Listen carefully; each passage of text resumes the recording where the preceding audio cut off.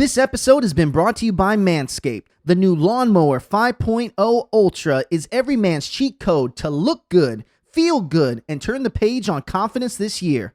Go to manscaped.com, use the code GOLTS20 for 20% off plus free shipping today. This week on the Heart of the Gulch YouTube show, we sit down with Todd Evans, co-founder and owner of Nashville's first ever cidery, Diskin Cider. In today's Walk the Line episode, we go to Diskin Cider as they celebrate St. Patrick's Day at their Wedgwood, Houston location. Let's check out the episode.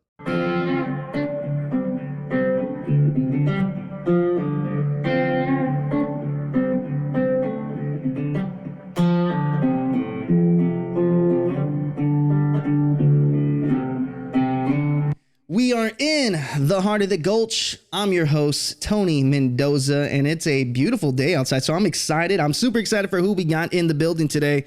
Now, Wedgwood, Houston area is one of the most populated area when it comes to construction, just like the Gulch over here. So I am super excited to meet the one and only Todd Evans, co-owner of Diskin Cider in the building. What's going on, Todd? Thank you. Good to be here. Thanks for having us. Well, thank you guys for making it and driving it. You know exactly what I was talking about with all the crazy construction. Haven't washed my car in about a year and a half. Is it really that bad over there? It's bad. Oh, man. But so we got a lot to talk about. Yeah. But the one thing I'm the most curious about is where you're originally from. Where are you originally from? Well, funny to say, I'm born and raised here in Nashville, Tennessee. Hey, it's not every day I get to talk to a real Nashvilleian. Yes. So you've seen this place really grow. Oh, moved here or born in 1967. So man. Back in the day for sure. So what is, I mean, we don't have to go back to like how different it was, because I'm sure it was already there. It's been different for 3 years since I moved here. No, for sure. But what has been, what is one thing that stayed throughout the entire time that you've been living here in Nashville?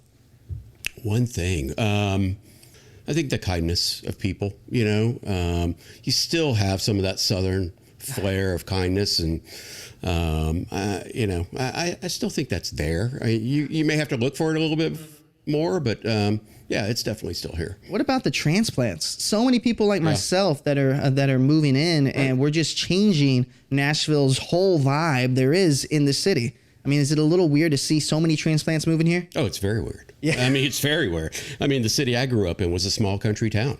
You know, and you can come, you know, you drive from one side of the city to the other in 10 minutes, and you would know, 10 people on the way. I mean, it was that small of a town. I mean, you have seen Nashville grow. Yes. And I mean, that is just an understatement. Yeah. And, when we had the amazing Bailey from Jackalope Brewery, so shout out to Jackalope. Yes, big fans. And she was telling me about how just the whole microbrewery scene, and not only microbrewery, but just in general when it comes to just drinking here in Nashville, it didn't really start exploding until the past, what you would say, 15 years? Yeah, if that. Oh my gosh. Yeah. And then you guys are the first ever cidery in Nashville, Tennessee. We are. Oh man. And we always say there's very few things in the city now that you could say you're the first of. And not only first of, I mean, you're kind of trailblazing. Yeah. You're trailblazing the entire wave that are coming in that are interested. But I'm so excited to talk about just the beginnings. And I was reading a little bit. I have to do a little bit of knowledge of everyone, right? So I saw that originally it was hospitality, right? That you were in? I was in the hotel business. I, worked for most of the major chains.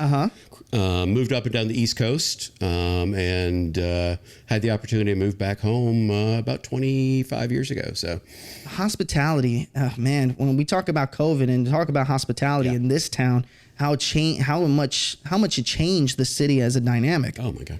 Now, you said from the East Coast, doing all the areas in the East Coast, right? Well, first of all, just randomly, what was your favorite chain?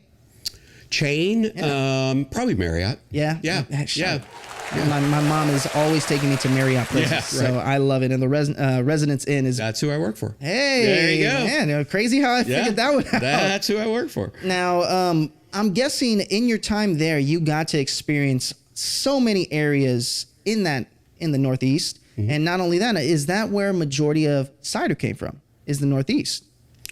It's a very popular cider cider, shall we say, area for sure. I mean, you look at the Northwest, right? The Seattles, the Portlands, and what have you. Apple country, basically, right? But yeah, I mean, I would say right behind the Northwest, definitely that, the northern New Yorks and what have you for sure is right there. What was your first experience ever drinking cider? I'm curious. Wow, good question.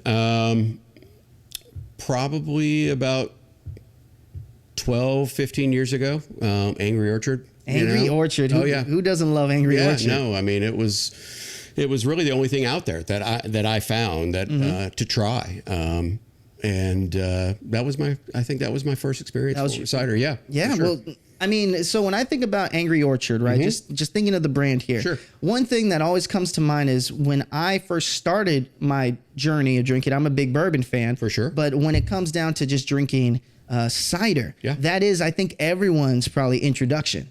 Yeah. No, I mean, it's, we always say, right, that we're fans of Angry Orchard. The marketing dollars they spend, the commercials that they have on TV, it only helps the industry as a whole. Absolutely. I don't think they, especially obviously their mass produced stuff is not quote unquote craft. But, it does help us grow as a category, which only helps, right? Spread the knowledge and spread the wealth. So. Spread the knowledge. I think that's a great segue to where I kind of want to go. So spreading the knowledge, how was your introduction to getting knowledge to producing cider? Well, we actually, Adam and I, once we committed to doing this, we actually picked up and moved our lives out to Washington State and went to work at a cidery. In the production side of things. We were making cider in his garage in buckets. So obviously scaling up, which we had to do when we were thinking about what we were doing in the future of Diskin Cider. But we never worked really in a production setting, especially from a large scale perspective. So we went out there and,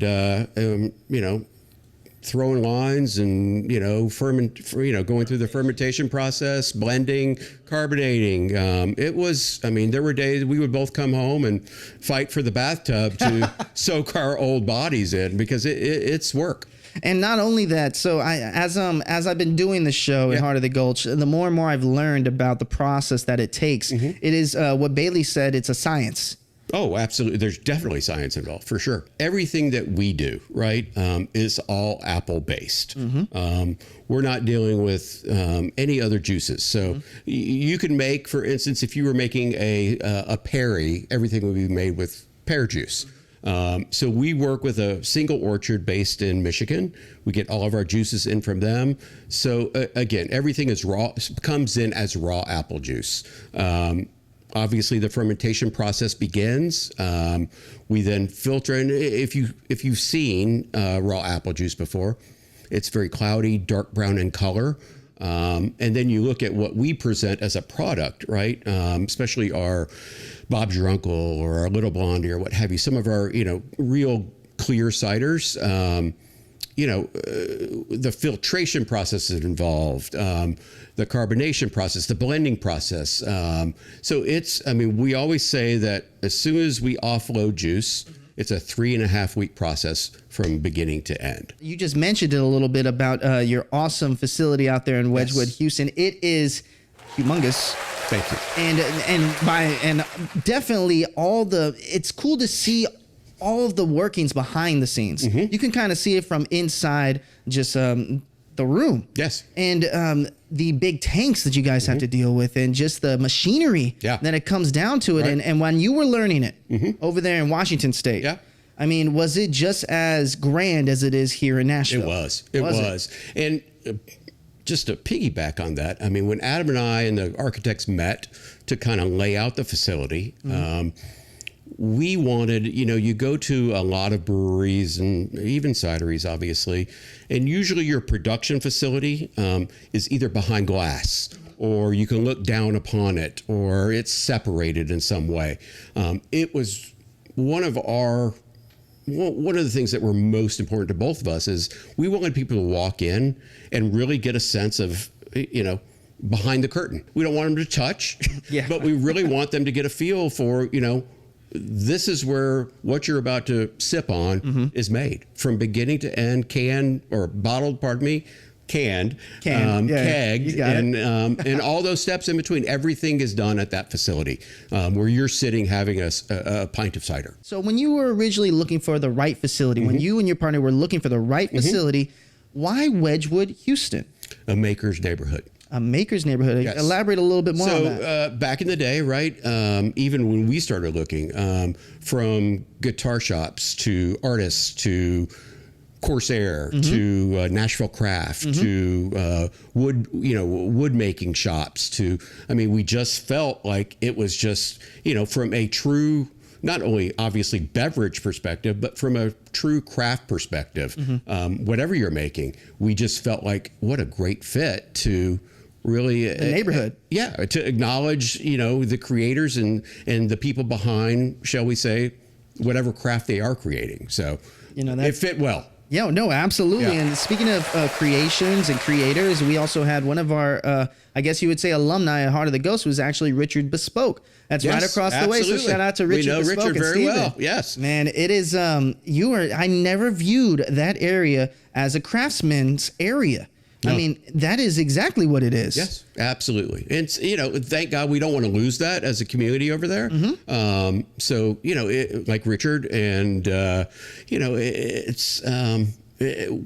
we hope that continues to expand, especially with all the development happening. But, they are creating, work-live spaces and all that. So hopefully that will maintain itself through this whole explosion of the explosion of the neighborhood. Yes. That's what it is. It's insane. Definitely when we talk about neighborhoods, Wedgwood, Houston has its own vibe. Absolutely. Currently living in the Nations area. We are here in the heart of the Gulch with the amazing studio, Wedgwood, Houston. And then you also have 12 South area. And they all have their very unique differences. East Nashville, right? I can't forget about East Nashville. That's where it all originally came from, I think. We never want to... One of the things we always say, we never want to follow, we want to create. We like to throw big parties. And we like to think outside the box when we do those in everything we do. And sometimes be a little crazy in what we do. I think giving back to the community, being a part of community, and being true to ourselves in what we do. One thing I do want to ask, and before we take our first break, these names of the ciders. Sure. Now, I want to get down to more in depth and what's your favorites and everything like that. But with the names of the ciders, how did you guys come up with the uniqueness and also the logo that you guys create? Sure. So the logo, we actually work with a team of a husband and wife team that Anthony and Laura Matula. Shout out to them, by the way. Yes, please. They did a lot of our branding for us. Just did an amazing work for us. But, a lot of the names, probably a lot of late night alcohol-induced naming rights took place. You got to. And that's the truth. Obviously, if we want to dig in a little bit, we wanted something kind of to be an ode to Nashville, right? Born and raised, what have you. So, for instance, our 615 cider, right? Area code, what have you. We used to go to these little delis back in the day and still currently that used to serve fruit tea. So how can we turn that into a unique cider, right? So we came up with a recipe with, orange juice, lemon juice, pineapple juice, with cider base and then steeped in a black tea, right? And obviously alcoholic, yes, added bonus. Please. Please. So that's the kind of thing, right? It was that kind of, we played off the ode of what we were blending and making from a flavor profile and kind of ran with it from a name perspective. And not only that, you guys are true to your apples. Oh. And that's I think one of the most important things is when I look at your logo and when I see your logo around town, the first thing that pops up is the apple. Yes. And that's probably that must feel so good as a business owner to know that we know where the source is coming from. Yep. And not only that, you guys have perfected. That's a large word, but you guys have definitely made it able for everyone to drink it in different varieties. Yeah. And that's tough. No, again, when we first started, we came into Nashville thinking, okay, Angry Orchard's on the shelves, right? Mm-hmm. What is craft cider? The premonition in everybody's head automatically went to the sweet aspect of things, right? Of course. So our biggest job as a new business, as a cidery coming into Nashville, is to educate. Mm-hmm. What is craft cider? How does it made? How does it taste different from some of your mass-produced ciders? So every time we were out there, whether it was liquor stores, restaurants, what have you, bars, we needed to walk them through the process, production process, and to educate them why are we different? You have craft beers, obviously. Why is a craft beer different from some of your mass-produced beers? Obviously, there's a reason, and that's what we did. I mean, that's what we were never afraid. And that goes back to walking into our tasting room and seeing those. We wanted people to really get a sense that, there's no corners cut here. There's no behind the scenes things happening. It's truly a craft and a process to create this product. I love it. Okay, Todd, we're going to take a quick break and we're going to go right back because I want to know about these events. I want to know about the amazing different profiles and textures and tastes. Let's go. That there are. All right, we'll be right back. Wintertime is almost over. Spring is on the way. So, fellas, it's time to pull out your junk and assess the damage. Trim those hedges, mow those lawns. And no, I'm not talking about grass. I'm talking about what's in between your Manscaped new Lawnmower 5.0 Ultra is every man's cheat code to look good, feel good, and turn the page on confidence this year.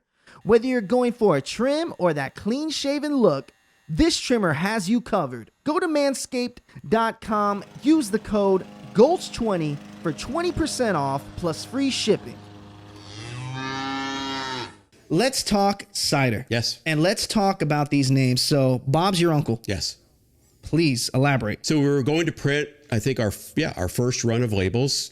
We walked into the distributors, gave them kind of the lineup of the 4 core flavors: Tiki Tonik, 615, Lil Blondie, and Bob's Your Uncle. Except it wasn't called Bob's Your Uncle. It was originally called Slap and Tickle. Huh? So that's pretty good. Yeah, we thought it was great. Yeah, that's pretty funny. And the distributor looked at us and said, "No, you can't do that. No one's going to put it on menus at restaurants, and so we just can't sell this product." So we had about 12 hours to come up with a new 12 name. hours to come up. Okay. So Google English slang and going back and forth, we finally hit on Bob's Your Uncle, which is kind of, hey, Bob's your uncle. That's where we came up with it. We stuck with it. It actually fits very well. It's great when people come in, I have an Uncle Bob, right? So it works well. I went to school at Texas A&M. Yeah. And at Texas A&M... Gig 'em. Come on now. Yeah. Come on now. Now, at Texas A&M, we do something called Howdy. Mm-hmm. And Howdy is, I guess, our Bob's Your Uncle. Okay. So I think that is amazing that Bob's Your Uncle just meant hi. Yeah, that's pretty much what it is. Dang. And when Brits walk in, right, to the tasting room, they see that and they kind of light up. It's very cool. That's sick. Yeah. Okay, so then you said you had the cores. Yes. The cores. So you also had Lil Blondie. Yep. And then you got Tiki Tonik. Tiki Tonik. Right. And what was the Tonik. And what was the last one you said right there? 615. 615. Right. That's right. Correct. Now, Lil Blondie. Mm-hmm. Talk to me about Lil Blondie. Sure. So we're talking, shall we say a North American style cider, right? We call it a semi-sweet apple. Not as sweet as some of your mass-produced cider, shall we say, but very well balanced, easy drinking, sharp, shall we apple forward, and ice cold is delicious on a hot day. That's the summer one, huh? Oh, it's so good. That's definitely, and that's another thing. When I think about your facility, how amazing it is that it's inside, outside. And not only that, when I think about cider, the time that I want to drink a cider personally is actually probably when this is going to come out, right in the heat of the year. Yeah.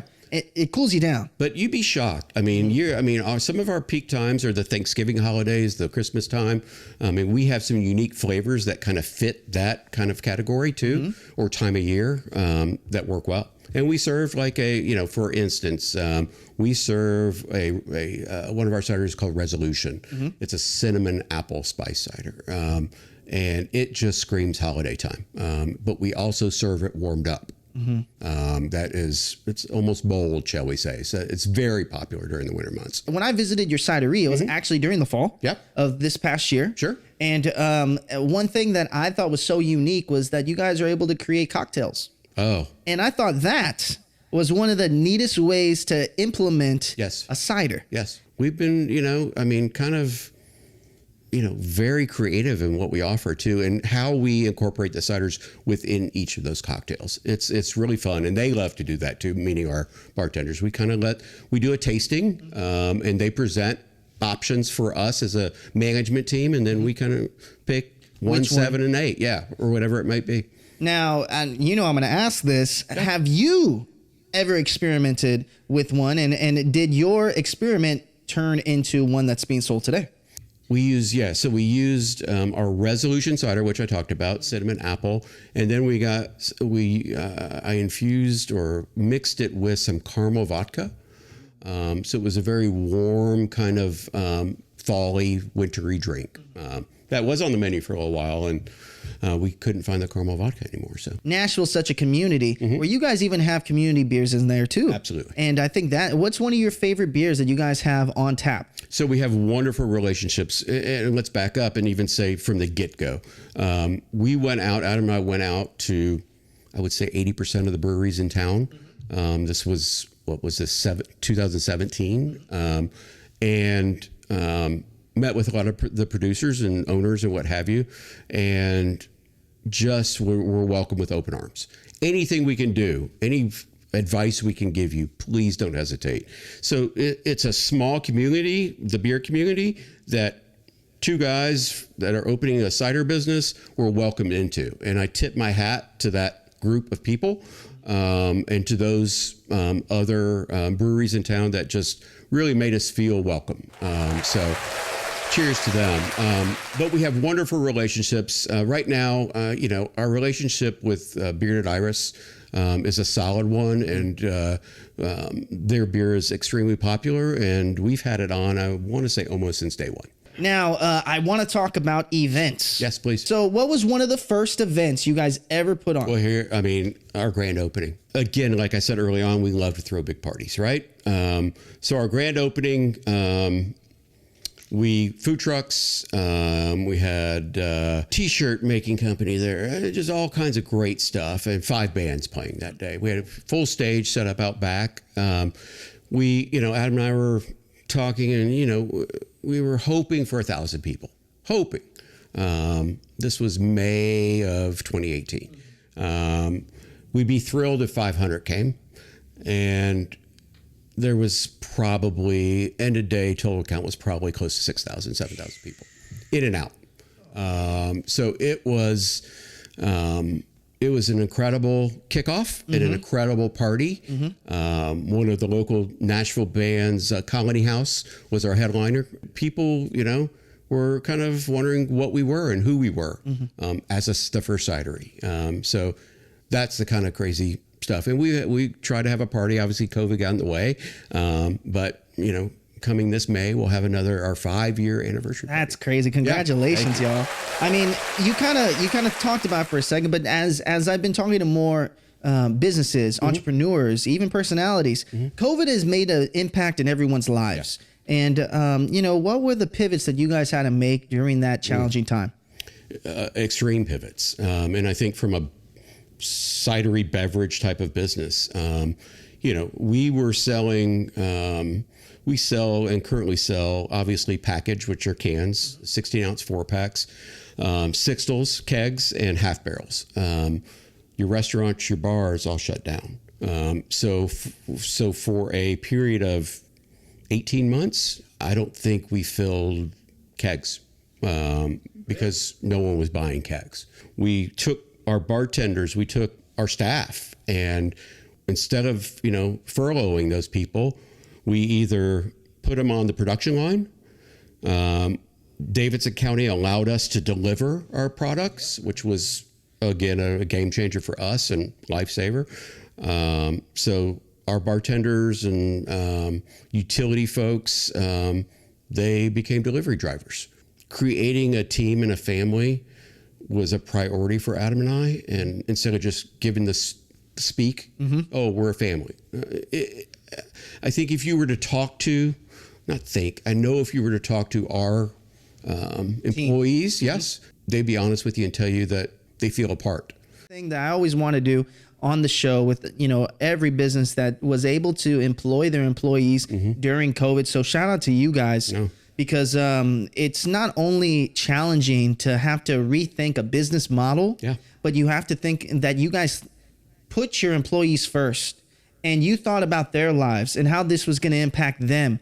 And not only did you have maybe issues with supplying and suppliers for sure. and everything around that, but the fact that the employees here in Nashville are able to work, I cannot say thank you guys enough, because that is you, Daddy's Dogs. I think about Donut Distillery. Yes. I think about all these amazing people that are able to keep people employed. Yeah. Peg Leg Porker, that's another great one. So so that's we take care of family, right? And we they are and still are, and we did what we had to do to give them a paycheck. You talked about the process of bottling. I'm so curious to know the amazing locations that you guys are able to buy your product. Yeah. How many places around the U.S.?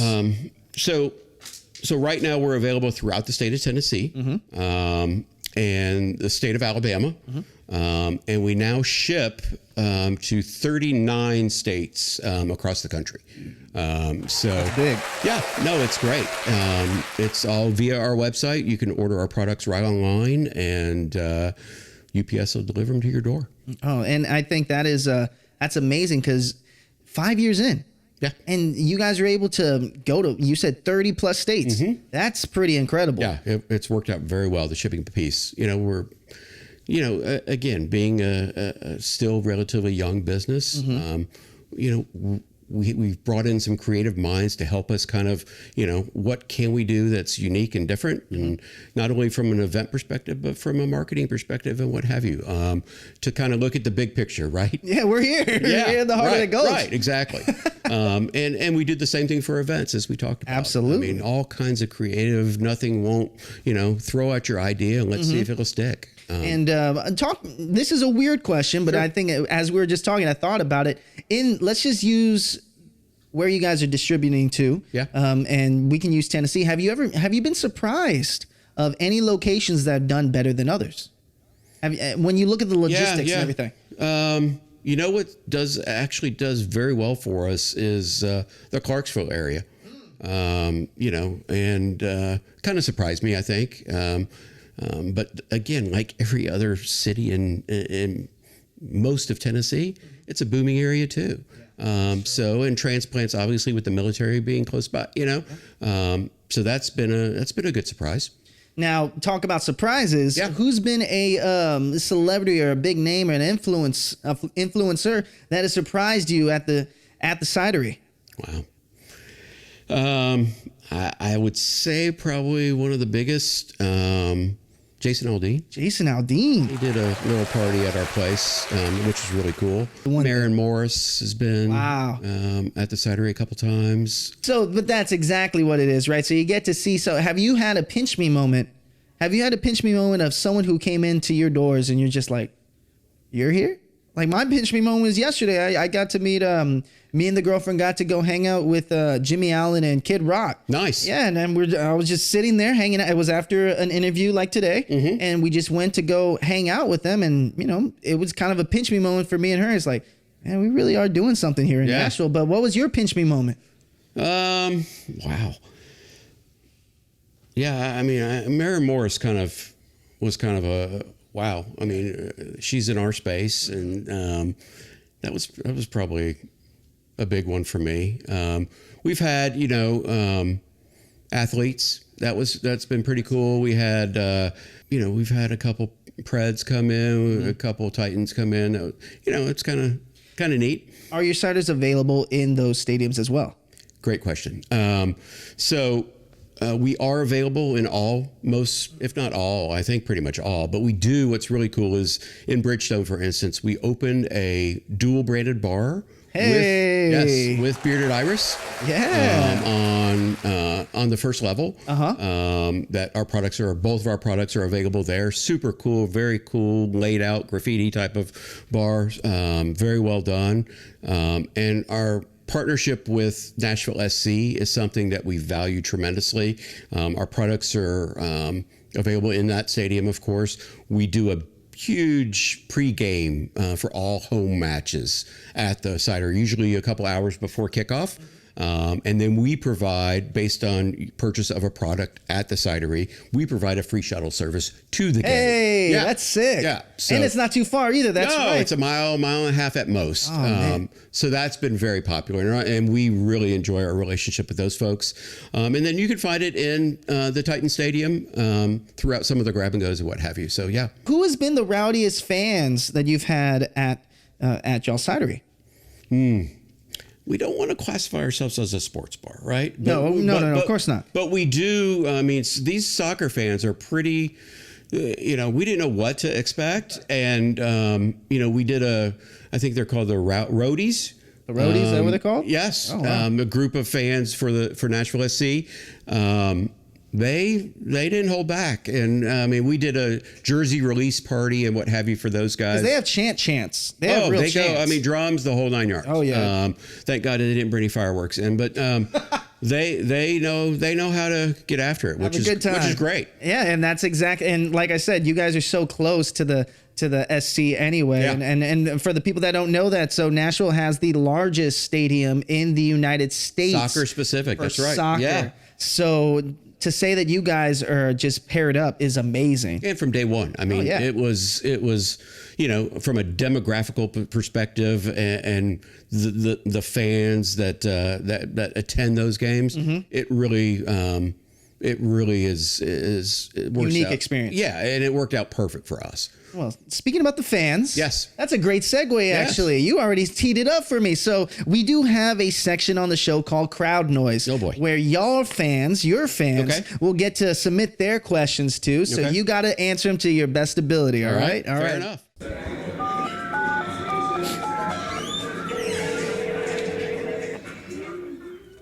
Diskin Cider, I have a question. Have you ever had an experimental flavor that failed as an experiment? Experimental flavor. All right, so let me say that one back. So, have you guys ever had an experimental flavor that wasn't put on the shelves? No, honestly, we haven't. We've had to take a small batch that we did once, and obviously we got to a point of tasting after blending and carbonation, and usually on the back end we can tweak things. Elaborate on that. What do you mean by the back end you're able to tweak things? Once it's ready to pour and ready to taste, usually it's pre-carbonation. That we can, if we need to add more grapefruit or add more, we have time to do that before we commit fully. So I can't say honestly that we've ever had one. That's now is every cider for every palate? No. So some people may like or dislike, but y'all have such a variety. So in reality, if you go in, but one thing that I love is that you guys have so many. So I'm a sweet tooth guy for sure, and you guys have so many great, so many different variations of sweets. And when you pair them up with, we already talked about the cocktails, right? But do you guys also have cocktails for the different times of the year? Absolutely. Season. We usually change it twice a year. The cocktail menu, yeah. So right now we're filming this in almost March. March, right? Wow, that's yeah. We made it to March, y'all. So we'll roll out a new cocktail menu probably in the next 60 days. Oh, man. So from there, when you say a cocktail menu, how many are we talking typically? Usually 6 to 8. 6 to 8. And are they always different, or do you always have some favorites come back? Usually have one or two that'll roll over. Some that have stayed for a year or two even, but at least 4 to 5 new ones. Well, speaking of just sales and everything like that, what seems to be the number one seller from not only a cocktail perspective, but also cider? So we do an old fashioned that's extremely popular. I haven't tried that yet. Yeah, very good, very popular. It's one of those, like I just mentioned, that has stayed on. And then from a cider perspective, our old friend Bob and Bob's your uncle, probably by far is our number one seller. Yeah. And what has been so one thing I've always noticed when we're talking anything when it comes to restaurants, distilleries, cideries, yes.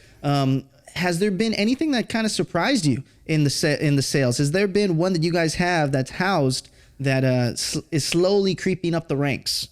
Well, I hate to keep on talking about Bob's your uncle, right? Yeah. Okay. But again, No we go back to day one, and even prior to day one, before we really roll out product, is both Adam and I talked about it and said, no one's going to want a drier product. They're going to want sweet here in the South. So first thought was to just offer kegs of Bob's your uncle, and that was it. And we figured just hopefully some of the nicer restaurants will pick it up as a, again, we go back to the gluten-free piece, right? As a gluten-free option for their customers. And here we are 5 years later, and that product is again doubles or triples in sales any other product we make. Yeah. That's what it is. Yeah. Okay, we got one more question in here. Let's see what this one wants to say. Diskin Ciders, what's been the most challenging event you've ever had to host over there? Also, what's been your favorite, most rewarding event you've ever hosted? Thanks. Let me know.